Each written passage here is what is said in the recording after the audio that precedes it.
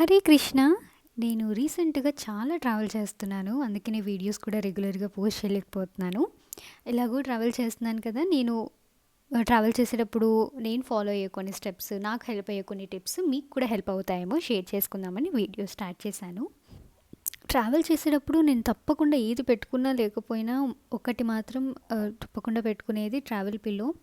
అది ఎలా ట్రావెల్ చేసినా flight, bus, train, travel pillow అయితే తప్పకుండా పెట్టుకుంటాను. స్లీపర్ అయితే బస్‌లో మేజర్‌గా ఎక్కువ ట్రావెల్ చేస్తూ ఉంటాను. ఎందుకంటే మా కడపకు ట్రైన్ లేదు. నేను ఇంటికి ఎక్కువ వెళ్తూ ఉంటాను కాబట్టి.